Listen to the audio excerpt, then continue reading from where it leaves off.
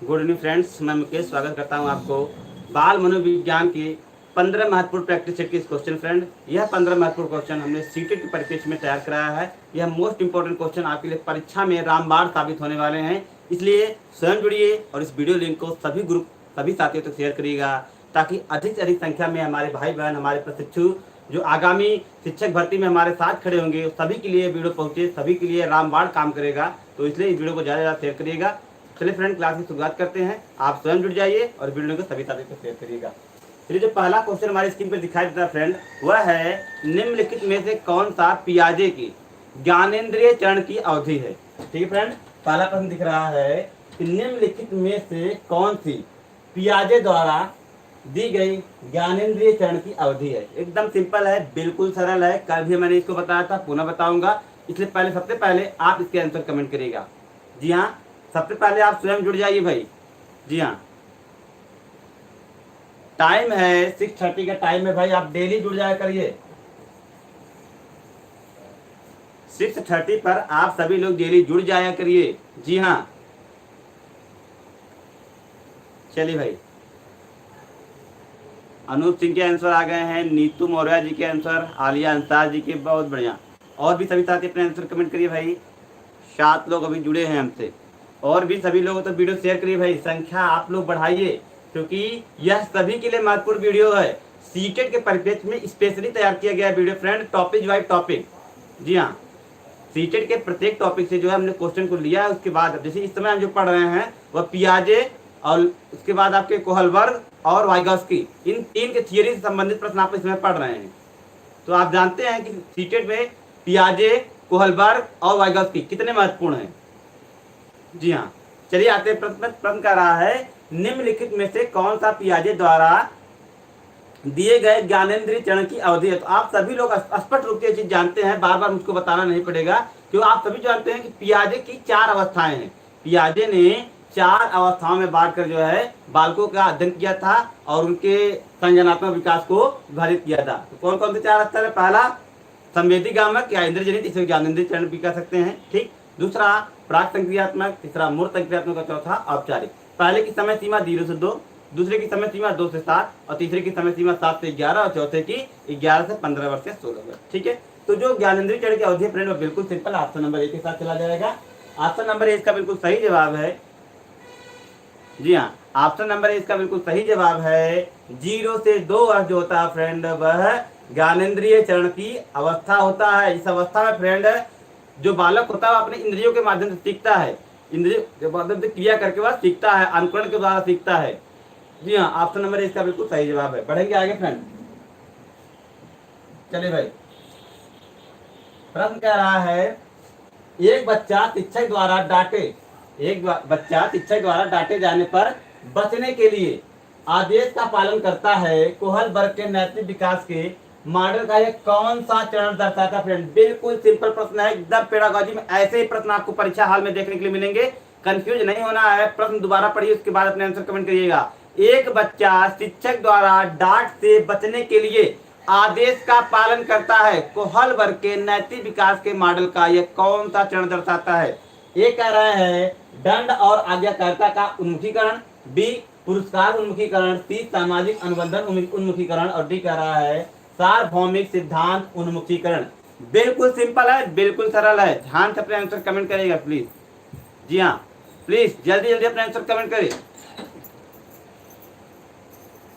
चलिए, प्रमोद कुमार जी के आंसर आ गए, रीना जी के, नीतू, राघव, और भी सभी साथी अपने आंसर कमेंट करें, फटाफट कमेंट करें भाई। कोहलबर्ग का कौन सा है सिद्धांत, कौन सा नियम है? जी हाँ, कोहलबर्ग जिन्होंने नैतिक विकास का सिद्धांत दिया था, मॉरल थियरी ऑफ लर्निंग। जी हाँ, उन्होंने 3 अवस्थाओं में बांटकर जो है अध्ययन प्रस्तुत किया था। पूर्व परंपरागत, उत्तर परंपरागत और परंपरागत स्तर, 3 स्तर में बांटकर उन्होंने अध्ययन प्रस्तुत किया था। 3 स्तर और 6 सोपान की बात करते हैं। जी हाँ, कोहलबर्ग जी 3 स्तर और 6 सोपान की बात करते हैं। तो जो फ्रेंड, जी हाँ, चलिए, विपिन राज सिंह जी के आंसर आ गए हैं, तनु श्रीवास्तव जी। चलिए भाई, बहुत बढ़िया बहुत बढ़िया। अभी तक लगभग सभी साथी 1-2 तो छोड़कर सभी लोग आंसर बिल्कुल सही कमेंट कर रहे हैं। तो यह जो पियाजे का यह पहले पहले सोपान की जो है पहले सोपान का पहले मॉडल का जो है यह अध्ययन करता है। तो ऑप्शन नंबर इसका बिल्कुल सही जवाब है। जब बालक क्या होता है, बालक दंड के भय से क्या है, आदेशों का पालन करता है। वॉल्वर कहते हैं वह दंड के भय से क्या होता है, आज्ञा आदेशों का पालन करने के लिए तत्पर होता है। जब आप उसको दंड से डराएंगे तभी वह आदेशों का पालन करेगा, आज्ञा को मानेगा। तो यह ऑप्शन नंबर ए इसका बिल्कुल सही जवाब है। और करीब करीब जितने भी साथी हमसे जुड़े थे लगभग सही आंसर दे रहे थे। बहुत बढ़िया। इसी तरीके से अपने आंसर कमेंट कर दीजिए फ्रेंड, ध्यान से प्रश्नों को पढ़ने के बाद। बहुत बहुत बधाई आपको। आगे बढ़ेंगे, चलिए भाई अगला प्रश्न देखेंगे। चलिए भाई अगला प्रश्न कह रहा है, पियाजे के अधिगम के संज्ञानात्मक सिद्धांत के अनुसार वह प्रक्रिया जिसके द्वारा संज्ञानात्मक संरचना संशोधित की जा सकती है क्या कहलाती है? बताइए भाई, पियाजे के अधिगम के संज्ञानात्मक सिद्धांत के अनुसार वह प्रक्रिया जिसके द्वारा संज्ञानात्मक संरचना को संशोधित किया जा सकता है क्या कहलाती है? ए आत्मसातीकरण, बी स्कीमा, सी प्रत्यक्षण और डी सामंजस्य। बताइए भाई कौन सी प्रक्रिया कहलाएगी है जिसके द्वारा संज्ञानात्मक संरचना को संशोधित किया जाता है? चलिए क्वेश्चन नंबर 3 के लिए अपने आंसर कमेंट करिएगा। जी हाँ, जल्दी से अपना आंसर कमेंट करें फ्रेंड, क्या होगा सही जवाब इसका?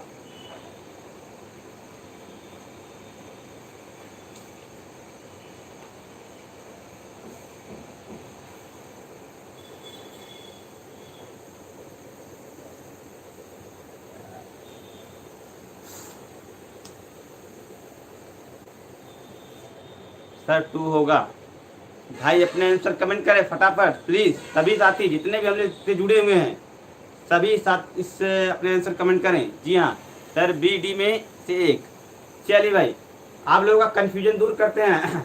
आकांक्षा दीक्षित, आरती कुमारी जी, ओम प्रकाश सैनी जी 44 कैसा कमेंट करें भाई? चलिए आलिया अंसार जी, बहुत बढ़िया।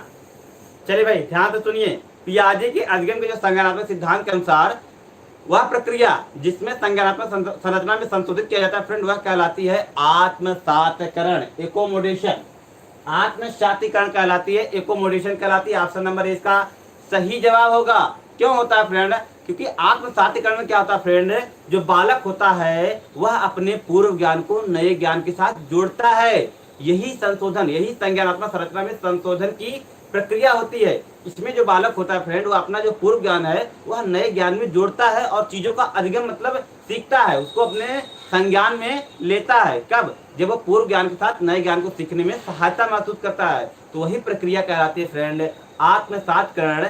यही इनके पियाजे के संज्ञानात्मक संरचना के संशोधित की जाती है। तो ऑप्शन नंबर ए इसका बिल्कुल सही जवाब है। इस प्रश्न को आप ध्यान रखेंगे, ऐसे प्रश्न की गलती हमको दोबारा नहीं करनी है। नहीं सर आप गलत हैं। चलिए अनूप सिंह जी पूरी थियरी आप पहले ध्यान से पढ़िए, उसके बाद इस प्रश्न को आप पढ़िए। उसके शर्त में देखिए हल्का हल्का सा माइनर सा अगर डिफेक्ट रहता है क्वेश्चन गलत हो जाता है। इसलिए प्रश्न को ध्यान से पढ़िए। हो सकता है मैं भी गलत हूँ, हो सकता है मुझसे भी गलती हो, जी हाँ, लेकिन प्रश्न को आप भी ध्यान से पढ़िएगा। मैं भी इसके लिए थोड़ा सा देखूंगा क्योंकि क्या होता है कि यहाँ से कंफ्यूजन हल्का फुल्का बना रहता है। ठीक है, चलिए बढ़ेंगे आगे।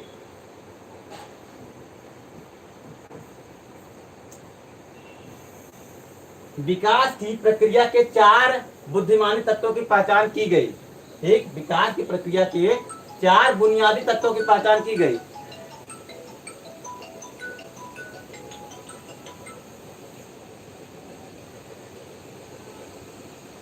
चलिए फ्रेंड बताइए किसके द्वारा विकास की प्रक्रिया के 4 बुनियादी तत्वों की पहचान की गई? ए एरिक्सन द्वारा, बी स्किनर द्वारा, सी पियाजे द्वारा और डी कोहलबर्ग द्वारा। बताइए फ्रेंड क्या होगा इसका सही जवाब?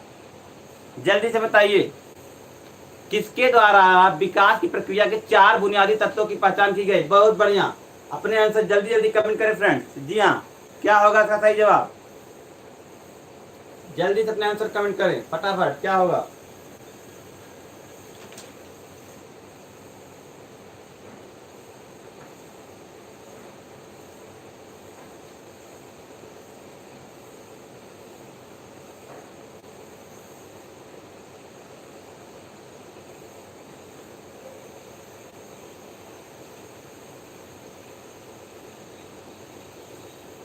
बहुत बढ़िया, लगभग लगभग सभी साथी हमारे बिल्कुल सही आंसर कमेंट कर रहे हैं, बहुत बढ़िया।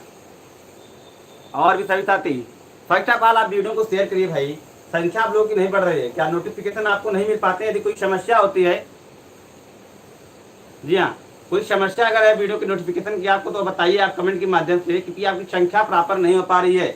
जितनी संख्या की हम आपसे आशा करते हैं उतनी संख्या आपकी मिल नहीं पा रही है।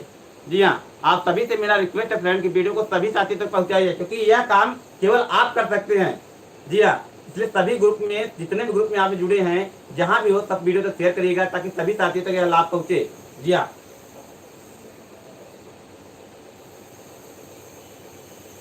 चलिए, जी हाँ, option number 30 the right answer. पियाजे, पियाजे महोदय ने ही, जी हाँ, पियाजे महोदय ने 4 बुनियादी तत्वों की पहचान की थी। वो कौन कौन से 4 बुनियादी तत्व हैं? परिपक्वता, सामाजिक संतुलन, अनुभव और आपके हाँ सॉरी, वो 4 तत्व आपके हैं। परिपक्वता,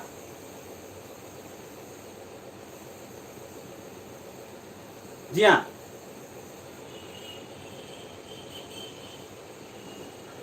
एक मिनट रुकिए, कोई दिक्कत है।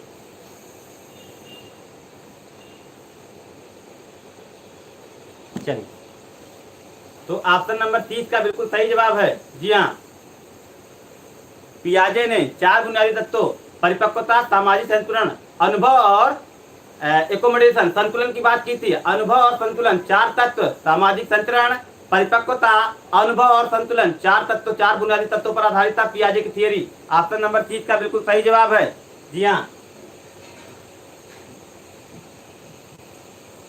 चलिए भाई, कोहलबर्ग के अनुसार सही और गलत के बारे में बच्चे चिंतन करते हैं। बताइए भाई, कोहलबर्ग के अनुसार सही और गलत के बारे में बच्चे चिंतन करते हैं। ए, अलग अलग ढंग से, अलग अलग उम्र में। बी, अलग अलग चरणों में एक ही ढंग से।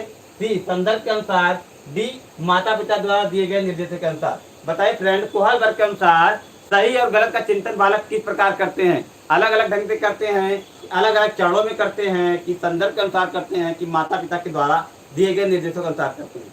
जल्दी से बताइए फ्रेंड, इस क्वेश्चन के लिए अपने आंसर कमेंट करेंगे, क्या होगा?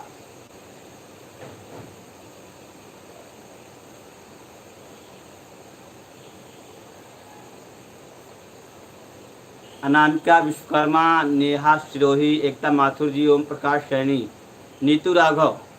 बताइए फ्रेंड्स, क्या होगा इस प्रश्न का आंसर? सिद्धि गंगवार जी, रोशनी शुक्ला, अनूप सिंह जी।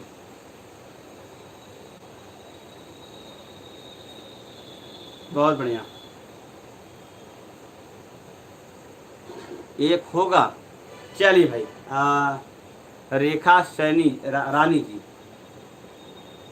चलिए, आते हैं प्रश्न पर। क्या रहा है? कोहलबर्ग के अनुसार सही और गलत के बारे में बच्चे चिंतन करते हैं। तो देखिए फ्रेंड, कोहलबर्ग ने सही और गलत के बारे में, जी हाँ, सही और गलत के बारे में जो चिंतन करते हैं वह करते हैं संदर्भ के अनुसार।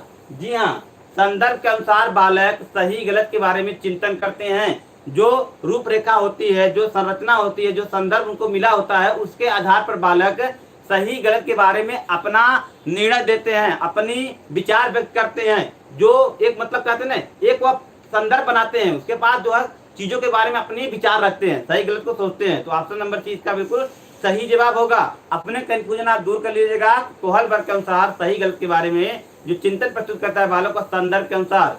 जी हाँ, संदर्भ के अनुसार ऑप्शन नंबर 30 का बिल्कुल सही जवाब है। चलिए, सबसे अधिक जटिल सामाजिकरण होता है, सबसे अधिक जटिल सामाजिकरण होता है किस अवस्था में? ए, व्यक्ति के जीवन पर्यंत में। बी, किशोरावस्था के दौरान। सी, पूर्व बाल्यावस्था में। और डी, प्रौढ़ावस्था के दौरान। बताइए भाई, सबसे अधिक जटिल सामाजिकरण किस अवस्था में होता है? व्यक्ति के जीवन पर्यंत में, किशोरावस्था में, पूर्व बाल्यावस्था में या प्रौढ़ावस्था में?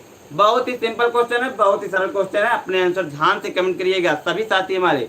अनामिका विश्वकर्मा जी के आंसर आ गए। जी हाँ, अंकुर उपाध्याय, श्रुति दमाहे जी, आलिया अंसार जी, कल्पना शुक्ला जी। और भी सभी साथी अपने आंसर कमेंट करें फटाफट, क्या होगा इसका सही जवाब? जल्दी जल्दी। Anoop Singh ji adolescence, Pramod Kumar ji option number B comment कर रहे हैं, बहुत बढ़िया, बिल्कुल। Every person was right. जी हाँ, जितने भी फ्रेंड्स हमारे ऑप्शन नंबर बी कमेंट करें वो एकदम बिल्कुल सही है। सबसे अधिक जटिल जो समाजीकरण की प्रक्रिया होती है फ्रेंड वह किशोरावस्था के दौरान होती है। इस अवस्था में बालक में अनेक महत्वपूर्ण विशेषताएं आ जाती हैं, अनेक महत्वपूर्ण बदलाव हो जाते हैं। वह इस अवस्था में अपने आप को समाज से जोड़ने में क्या होता है, अत्यंत कठिनाई महसूस करता है, क्योंकि इस समय उसके विचार, उसका हाव भाव सब कुछ बदला बदला होता है। तो यह ऐसी अवस्था फ्रेंड किशोरावस्था जो आपकी है, जिसको स्टेनले हाल, जिसके आप मनोवैज्ञानिक नाम सुना स्टेनले हाल, उन्होंने बताया स्पष्ट रूप से कि किशोरावस्था संघर्ष, तूफान व तनाव की अवस्था होती है। इस अवस्था में जो बालक होता है फ्रेंड वह संघर्ष, तूफान और तनाव की जो रूपरेखा, जो संरचना उससे गुजर रहा होता है, इसलिए वह समाज के साथ सामाजिकरण आसानी से स्थापित नहीं कर पाता है। वह अत्यंत जटिलता के साथ तब अपने आप को समाज में समायोजित कर पाता है। तो ऑप्शन नंबर बी इसका बिल्कुल सही जवाब है। और लगभग सभी साथी हमारे बिल्कुल सही कमेंट कर रहे थे, बहुत बढ़िया। इसी तरीके से अपने आंसर कमेंट करते रहिए फ्रेंड। अगला प्रश्न कह रहे हैं कि पियाजे के अनुसार पहले चरण जन्म से लेकर 2 साल की उम्र में के दौरान बच्चा सबसे अच्छे तरीके से सीखता है। बताइए भाई, पियाजे की पहली अवस्था में, जी हाँ, पियाजे की जो पहली अवस्था है जिसको संवेदी गामक या इंद्रिय जनित अवस्था कहते हैं, जिसकी आयु सीमा 0 से 2 वर्ष है, उसमें बालक किसके द्वारा सीखता है? ए, इंद्रिय के उपयोग से, बी, तथार्थ शब्दों को समझकर, सी, अमूर्त तरीके के चिंतन करके, बी, भाषा के नए प्राप्त ज्ञान का अनुपयोग करके। बिल्कुल सिंपल है, बिल्कुल सरल है, कुछ नहीं करना है, आंसर भी आने प्रारंभ हो गया। बहुत सही। संस्कृत पाठशाला जी ऑप्शन नंबर 1, कल्पना शुक्ला, मनोज मौर्य जी, पारुल जी, बहुत बढ़िया। रोशनी, चलिए रश्मि सिंह, सॉरी, शिखा सिंह जी, आलिया अंसार जी, बहुत अच्छा, बहुत बेहतर, बिल्कुल इसी तरीके से कॉन्सेप्ट को ध्यान में रखिएगा। पहली अवस्था की बात करें इंद्रियों के उपयोग से, ऑप्शन नंबर 1 इसका बिल्कुल सही जवाब है। बहुत बढ़िया, देर नहीं करते हैं, ऑप्शन नंबर 1 के साथ चला जाएगा। जी हाँ, ऑप्शन नंबर 1 का बिल्कुल सही जवाब है। बढ़ेंगे आगे फ्रेंड। चलिए भाई, अगला कह रहा है वाइगॉस्की तथा पियाजे के दृष्टिकोण के बीच प्रमुख अंतर संबंधित है।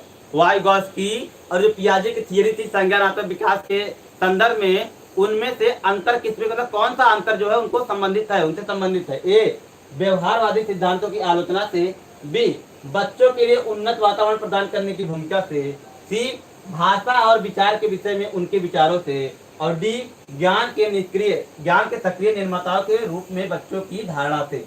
बिल्कुल सिंपल पॉइंट है। पियाजे और वाइगॉस्की के सिद्धांत में मतलब जो अंतर है, बीच का जो प्रमुख अंतर है वो संबंधित है, किससे संबंधित है? बहुत बढ़िया, चलिए बहुत अच्छा। ओम प्रकाश जी, शिखा जी, रूपा विश्वकर्मा जी, संस्कृत पाठशाला, और भी सभी साथी अपने आंसर कमेंट करें भाई जल्दी जल्दी।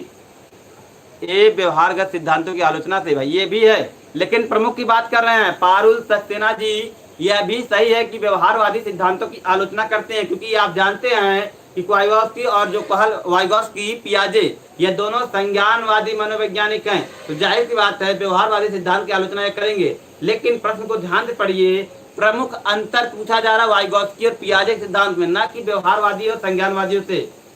जी हाँ, अनामिका विश्वकर्मा जी, रश्मि सिंह जी, मनीष मिश्रा, बहुत बढ़िया, बिल्कुल लगभग सभी साथी हमारे बिल्कुल सही आंसर कमेंट कर रहे हैं। ऑप्शन नंबर सी इसका बिल्कुल सही जवाब है। भाषा और विचार के विषय में उनके विचारों से। यहाँ वाइगॉस्की सर्वप्रथम बच्चों में सीखने के लिए भाषा की मतलब भाषा को महत्व देते हैं। वो बताते हैं कि बच्चों में सबसे पहले भाषा आती है, उसके बाद विचार आते हैं। तो वहीं पियाजे जी इनके बात का खंडन करते हुए कहते हैं कि बालक में सर्वप्रथम विचार आते हैं, उसके तत्पश्चात वह भाषा आती है। तो इन्हीं बातों से यही प्रमुख अंतर है इन दोनों के सिद्धांतों में। तो ऑप्शन नंबर 3 का बिल्कुल सही जवाब है। बहुत बढ़िया, बढ़ेंगे आगे भाई। चलिए अगला प्रश्न कह रहा है, किसने कहा था सभी बच्चे अपने बौद्धिक विकास में विशिष्ट चरणों की श्रृंखला से होकर गुजरते हैं? ए, वाइगॉस्की ने, बी, ब्लूम ने, सी, पियाजे ने, और डी, विलियम ने। बताइए भाई, किस प्रसिद्ध मनोवैज्ञानिक का यह कथन है कि बच्चे अपने बौद्धिक विकास में विशिष्ट चरणों की श्रृंखला से होकर गुजरते हैं? वाइगॉस्की का है कि ब्लूम का है पियाजे का है कि विलियम का है? जल्दी से बताइए।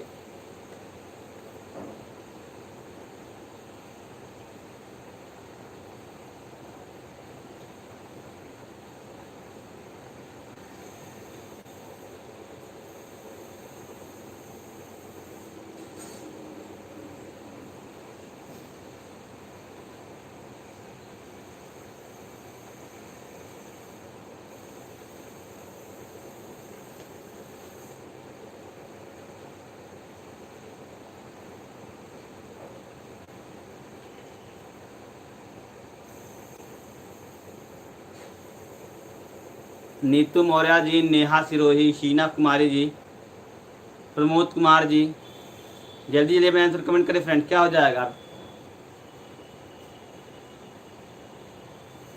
शीना कुमारी, नीतू मौर्य, ममता वर्मा जी, ऑप्शन नंबर सी। चलिए फ्रेंड, क्या रहा प्रश्न की सभी बच्चे अपने बौद्धिक विकास की प्रक्रिया में विशिष्ट चरणों की श्रृंखला से का उपयोग करके गुजरते हैं। देखिए फ्रेंड, अगर आप प्रश्न को ध्यान से पढ़ेंगे तो आपको आंसर ऑटोमेटिक मिल जाएगा। कह रहे हैं कि बौद्धिक विकास में विभिन्न चरणों की श्रृंखला से होकर गुजरते हैं, विभिन्न चरणों की श्रृंखला से होकर गुजरते हैं। तो बौद्धिक विकास पर सर्वप्रथम बल कौन देता है? कौन सा ऐसा मनोवैज्ञानिक है जो सर्वप्रथम बालकों को सीखने में बौद्धिक विकास या संज्ञानात्मक विकास की बात करते हैं? बस ये चीज अगर आप जानते हैं तो आप आंसर जानते हैं। यह चीज अगर आप जानते हैं कि सर्वप्रथम बालक के सीखने में संज्ञानात्मक विकास को संज्ञानात्मक बौद्धिक विकास की बात जो करता है वह मनोवैज्ञानिक, यदि आप नाम जानते हैं तो आप आंसर जानते हैं। जी हाँ, ऑप्शन नंबर सी इसका बिल्कुल सही जवाब है। पियाजे महोदय का कथन है कि सभी बच्चे अपने बौद्धिक विकास में विशिष्ट चरणों की श्रृंखला से होकर गुजरते हैं, तो ऑप्शन नंबर सी इसका बिल्कुल सही जवाब है। जी हाँ, बढ़ेंगे आगे।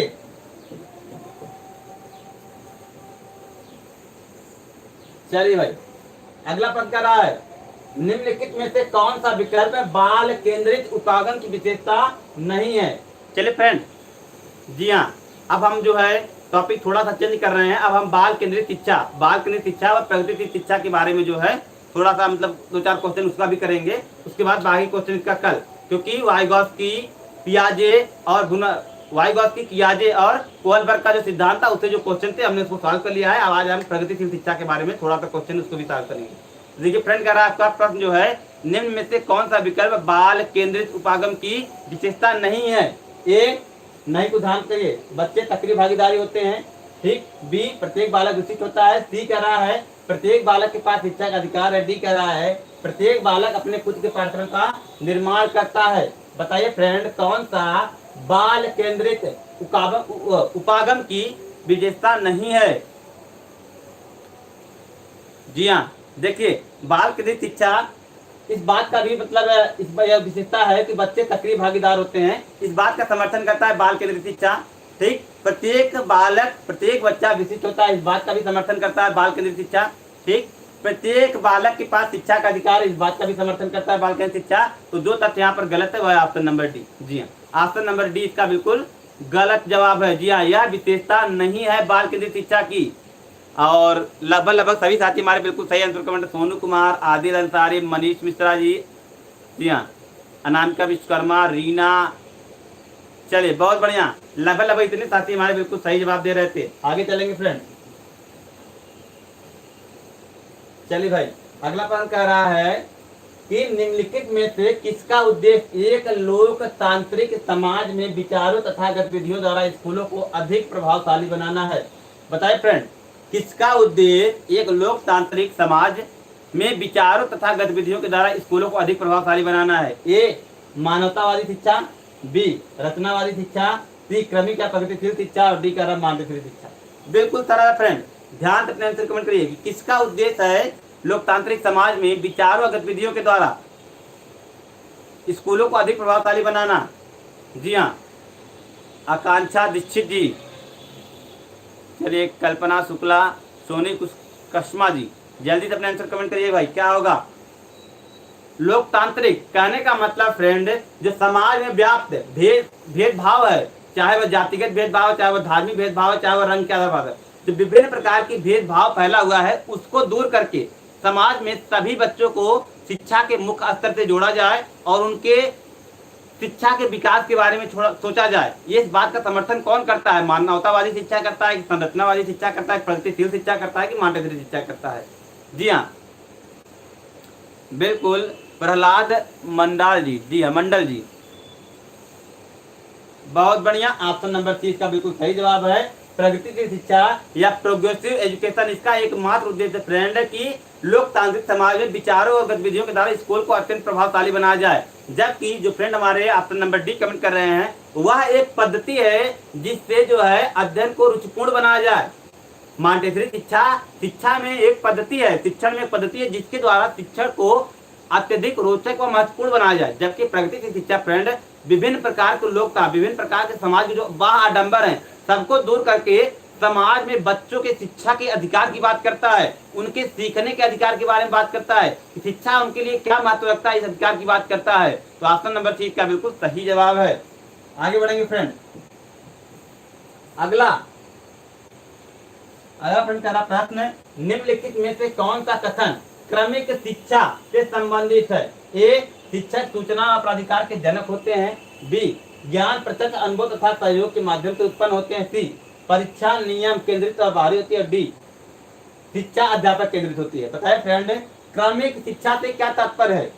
शिक्षक सूचना तथा प्राधिकार के जनक होते हैं, ज्ञान प्रत्यक्ष अनुभव तथा सहयोग के माध्यम से उत्पन्न होते हैं। बताइए क्या होगा भाई,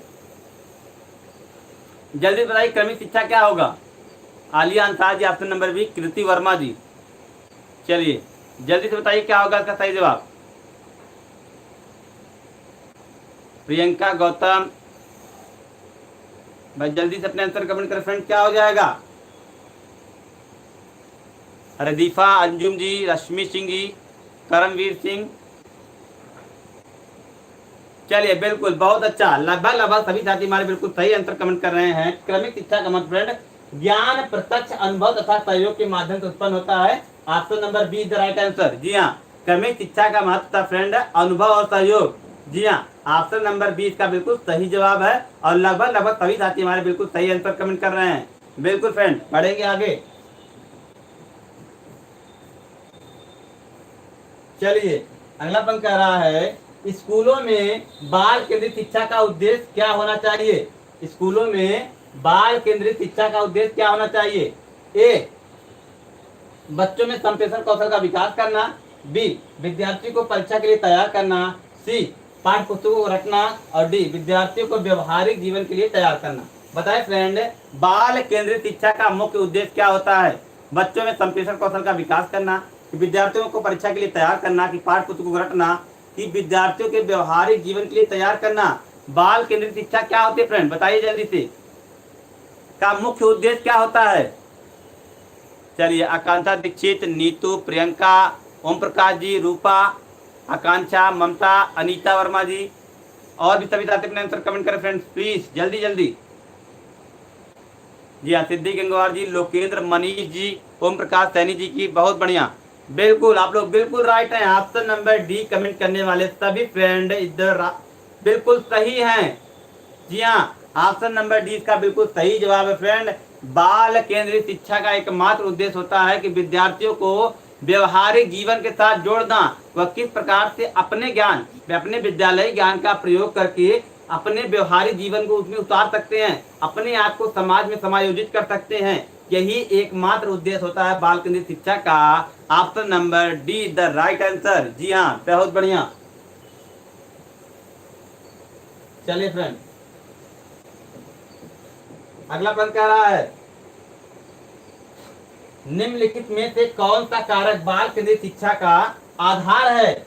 निम्नलिखित में से कौन सा कारक बाल केंद्रित शिक्षा का आधार है? ए, व्यक्तिगत भिन्नता।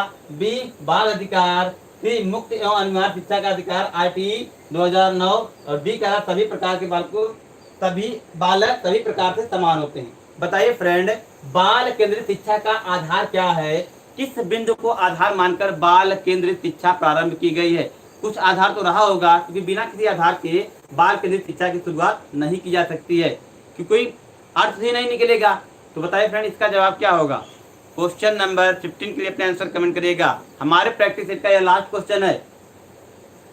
अमित मौर्य जी, अनीता वर्मा जी सब सी कमेंट करें, आलिया अंसार जी, दिव्या, अरुण जी जल्दी से बताइए।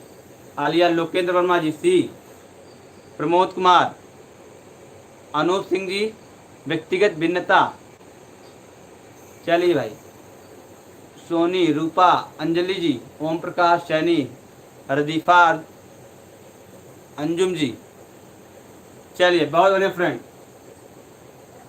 चलिए, बहुत सारे साथी हमारे इस वक्त में कंफ्यूज हैं, आप सभी के कंफ्यूजन को दूर करते हैं। केवल अनूप सिंह जी बिल्कुल सही जवाब दिया है, बहुत बहुत बढ़िया अनूप सिंह जी, आपको बहुत बहुत बधाई हो। इसी तरीके से आप सही आंसर कमेंट करते रहिएगा। देखिए फ्रेंड, जो बाल केंद्रित शिक्षा का जो आधार था फ्रेंड, हुआ था व्यक्तिगत भिन्नता।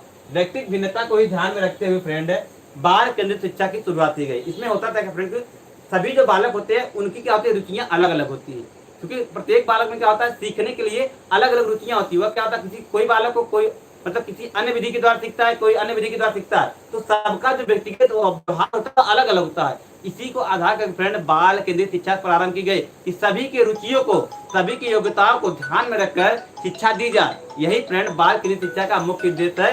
तो इसी के साथ फ्रेंड इस प्रैक्टिस सेट में इतना ही। आप कल पुनः हम आपके साथ होंगे। जी हाँ, चलिए श्रुति दमाय जी, आप सर हमने भी सही उत्तर दिया था। चलिए बहुत बढ़िया। तो इसी के साथ अपनी पढ़ाई को आप जारी रखिएगा, मेहनत करते रहिएगा।